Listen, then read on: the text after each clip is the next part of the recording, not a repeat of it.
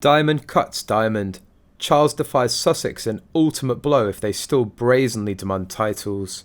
Prince Harry and Meghan Markle's ducal titles are not under threat after King Charles III approached Parliament over his councillors of state. Questions had been raised over the continued use of Prince Harry's Duke of Sussex title and Meghan's Duchess of Sussex title, which they've retained since moving to the US. However, it would require an Act of Parliament to remove these ducal titles from Prince Harry and Meghan.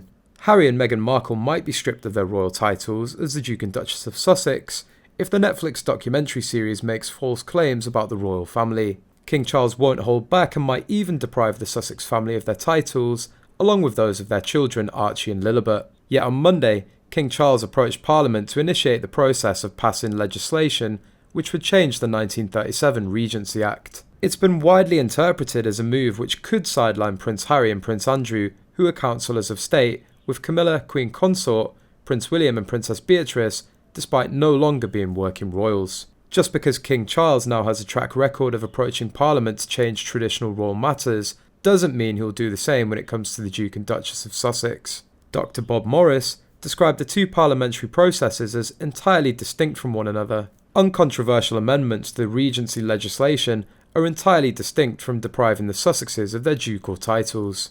That would require separate legislation which would not in any way be facilitated or made more likely by the Regency Act amendments. Harry and Meghan will share their love story, but the documentary won't air in November as originally planned.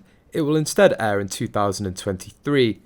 The Ill Will Towards the Crown Season 5, whose release date comes only weeks after the passing of Queen Elizabeth II, has rattled Netflix officials. While Nicole thinks Harry and Meghan are not afraid to be critical of the royal family, timing is everything. Her sources revealed that if any such thing happens now, people should be prepared to see the ruthless side of King Charles III. He would not hold back and see the reputation of the crown tarnished. This is not good for Harry and Meghan, because a $100 million deal with Netflix is at stake. Earlier, media reports suggested that Harry's much-awaited memoir has been pushed back, as he wanted to mend his remarks about the royal family after the Queen's demise. Now, while the Netflix documentary is expected to release in 2023, there are reports that suggest it may be postponed indefinitely. In particular, royal biographer Andrew Morton discussed the situation of Prince Harry, who decided to trade royal life for a more normal existence with his family in Southern California.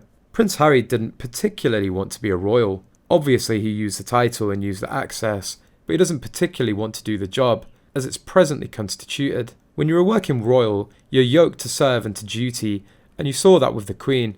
2 days before she died, she met with the new Prime Minister, the head of lettuce. They're trapped in a life of service, but they can shape it to their will as well.